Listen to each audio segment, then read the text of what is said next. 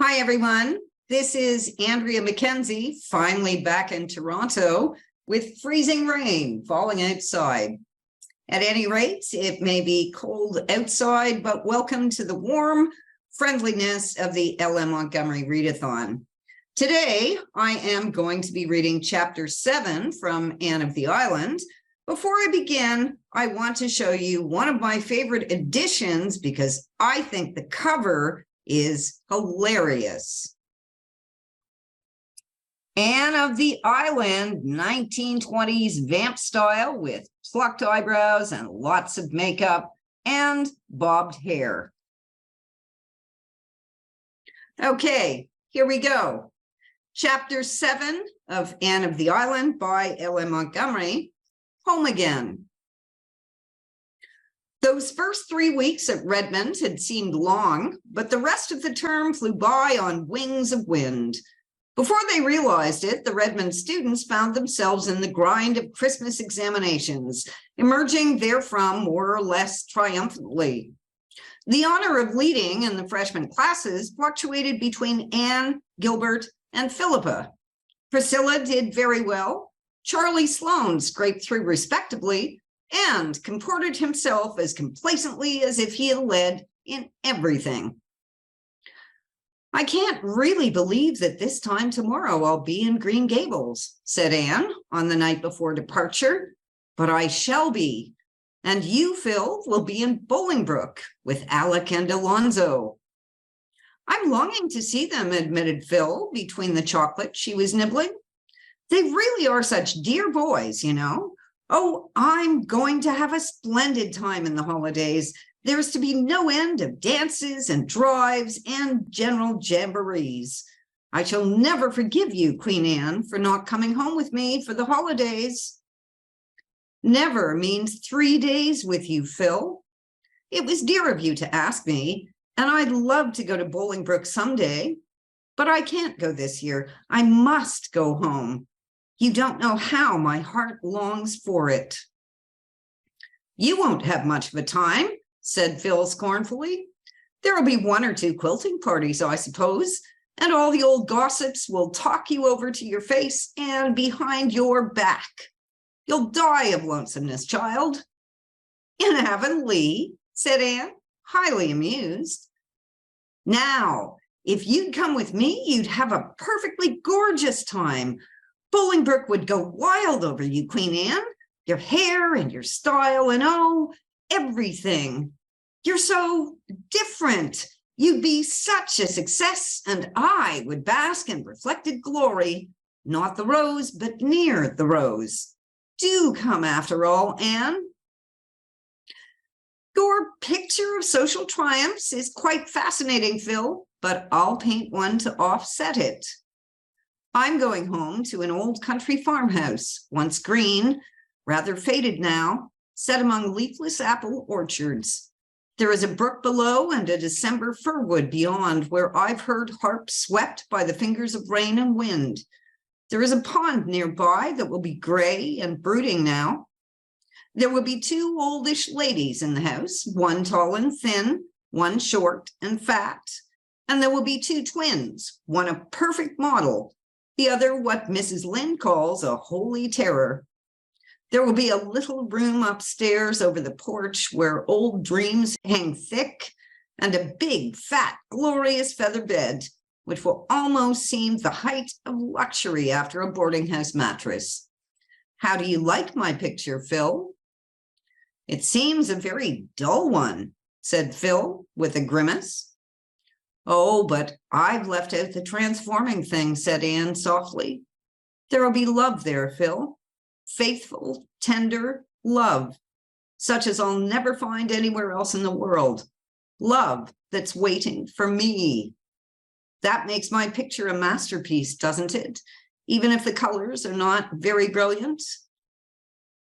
Phil silently got up, tossed her box of chocolates away, went up to Anne and put her arms around her. Anne, I wish I was like you, she said soberly.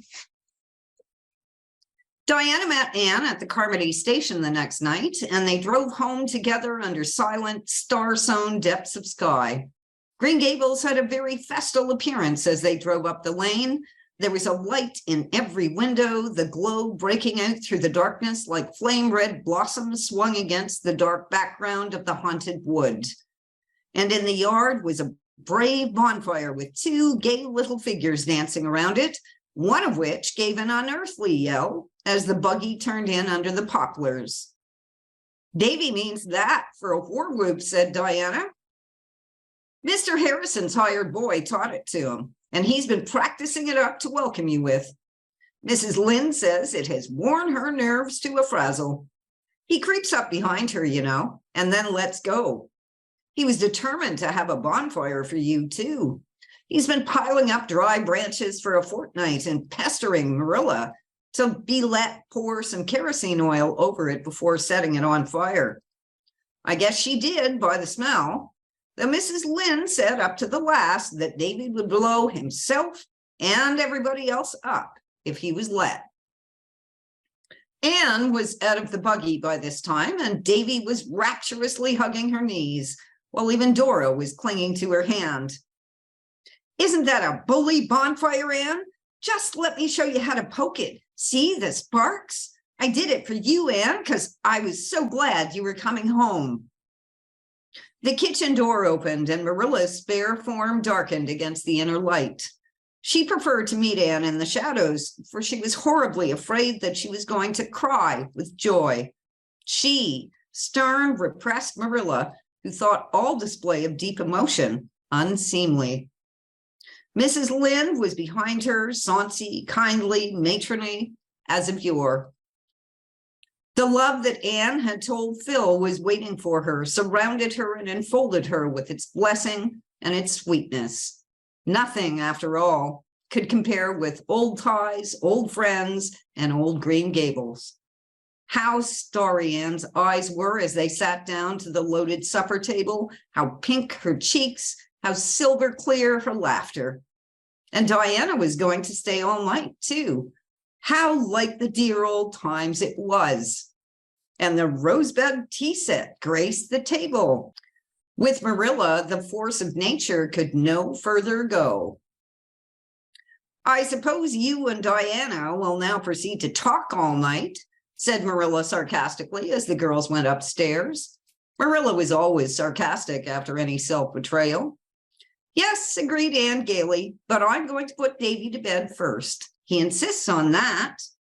"You bet," said Davy as they went along the hall.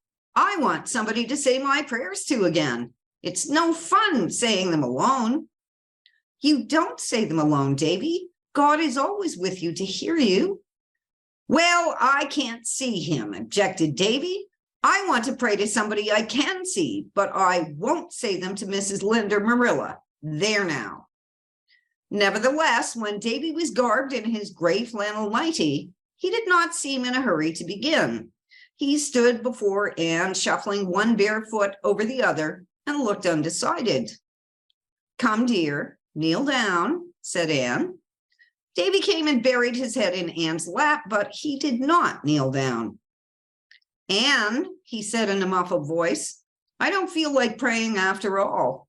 I haven't felt like it for a week now. I didn't pray last night nor the night before." "Why not, Davy?" asked Anne gently. You won't be mad if I tell you?" implored Davy. Anne lifted the little gray flannel body on her knee and cuddled his head on her arm. "Do I ever get mad when you tell me things, Davy?" "No, you never do. But you get sorry, and that's worse. You'll be awful sorry when I tell you this, Anne, and you'll be ashamed of me, I suppose." "Have you done something naughty, Davy, and is that why you can't say your prayers?" "No, I haven't done anything naughty yet, but I want to do it." "What is it, Davy?" "I want to say a bad word, Anne," blurted out Davy with a desperate effort. "I heard Mr. Harrison's hired boy say it one day last week, and ever since I've been wanting to say it all the time, even when I'm saying my prayers." "Say it then, Davy." Davy lifted his flushed face in amazement. But Anne, it's an awful bad word. Say it. Davy gave her another incredulous look. Then in a low voice, he said the dreadful word. The next minute, his face was burrowing against her. Oh, Anne, I'll never say it again. Never. I never want to say it again. I knew it was bad, but I didn't suppose it was I didn't suppose it was like that. No, I don't think you'll ever want to say it again, Davy, or think it either. And I wouldn't go about much with Mr. Harrison's hired boy if I were you. He can make bully war whoops, said Davy, a little regretfully. But you don't want your mind filled with bad words, do you, Davy? Words that will poison it and drive out all that is good and manly? No, said Davy, owl-eyed with introspection. Then don't go with those people who use them. And now do you feel as if you could say your prayers, Davy? Oh, yes, said Davy, eagerly wriggling down on his knees. I can say them now, all right. I ain't scared now to say, if I should die before I wake, like I was when I was wanting to say that word. Probably Anne and Diana did empty out their souls to each other that night, but no record of their confidences has been preserved. They both looked as fresh and bright-eyed at breakfast as only youth can look after unlawful hours of revelry and confession. There had been no snow up to this time, but as Diana crossed the old log bridge on her homeward way, the white flakes were beginning to flutter down over the fields and woods, russet and gray in their dreamless sleep. Soon the far-away slopes and hills were dim and wraith-like through their gauzy scarfing, as if pale autumn had flung a misty bridal veil over her hair and was waiting for her wintry bridegroom. So they had a white Christmas after all, and a very pleasant day it was. In the forenoon, letters and gifts came from Miss Lavender and Paul. Anne opened them in the cheerful Green Gables kitchen, which was filled with what Davy, sniffing in ecstasy, called pretty smells. Miss Lavender and Mr. Irving are settled in their new home now, reported Anne. I am sure Miss Lavender is perfectly happy. I know it by the general tone of her letter. But there's a note from Charlotta the Fourth. She doesn't like Boston at all, and she is fearfully homesick. Miss Lavender wants me to go through to Ecker Lodge someday while I'm home and light a fire to air it and see that the cushions aren't getting moldy. I think I'll get Diana to go over with me next week, and we can spend the evening with Theodora Dix. I want to see Theodora. By the way, is Ludovic Speed still going to see her? They say so, said Marilla, and he's likely to continue it. Folks have given up expecting that courtship will ever arrive anywhere. I'd hurry him up a bit if I was Theodora, that's what, said Mrs. Lynde, and there was not the slightest doubt but that she would. There was also a characteristic scrawl from Philippa, full of Alec and Alonzo, what they said and what they did and how they looked when they saw her. But I can't make up my mind yet which to marry, wrote Phil. I do wish you would come with me to decide for me. Someone will have to. When I saw Alec, my heart gave a great thump and I thought, he must be the right one. And then when Alonzo came, thump went my heart again. So that's no guide, though it should be, according to all the novels I've ever read. Now, Anne, your heart wouldn't thump for anybody but the genuine Prince Charming, would it? There must be something radically wrong with mine. But I'm having a perfectly gorgeous time. How I wish you were here. It's snowing today and I'm rapturous. I was so afraid we'd have a green Christmas, and I loathe them. You know, when Christmas is a dirty, gray, browny affair, looking as if it had been left over 100 years ago and had been in soak ever since. It is called a green Christmas. Don't ask me why. Anne, did you ever get on a streetcar and then discover that you hadn't any money with you to pay your fare? I did the other day. It's quite awful. I had a nickel with me when I got on the car. I thought it was in the left pocket of my coat. When I got settled down comfortably, I felt for it. It wasn't there. I had a cold chill. I felt in the other pocket, not there. I had another chill. Then I felt in a little inside pocket, all in vain. I had 2 chills at once.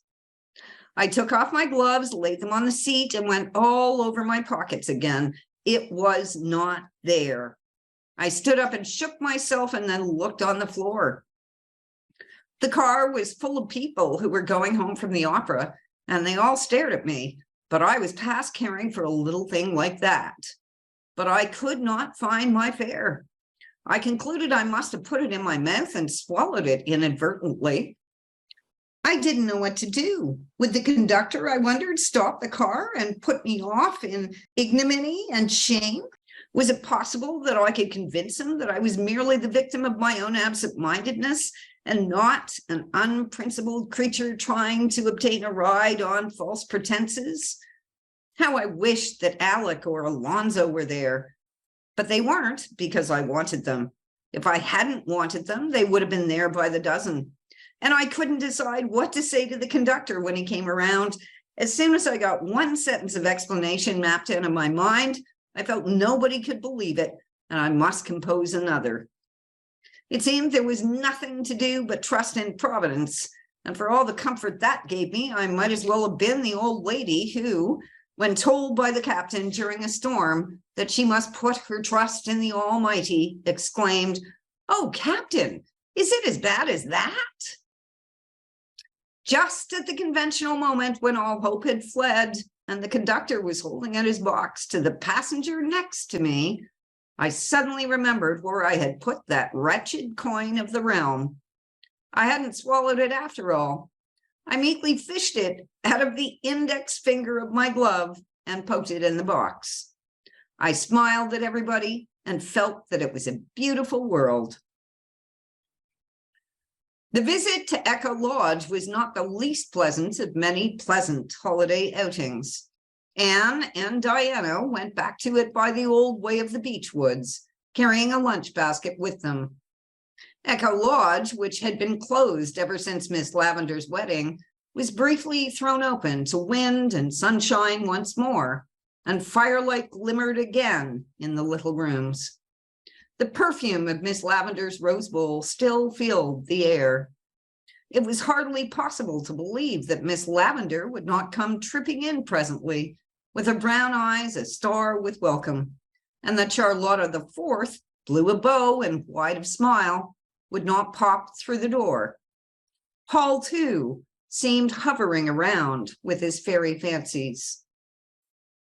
It really makes me feel a little bit like a ghost revisiting the old-time glimpses of the moon, laughed Anne. Let's go out and see if the echoes are still at home. Bring the old horn. It is still behind the kitchen door. The echoes were at home, over the White River, as silver clear and multitudinous as ever. And when they had ceased to answer, the girls locked up Echo Lodge again and went away in the perfect half hour that follows the rose and saffron of a winter sunset. That's the end of chapter 7 of Anne of the Island. Thank you for listening and see you again soon. This is Andrea signing off.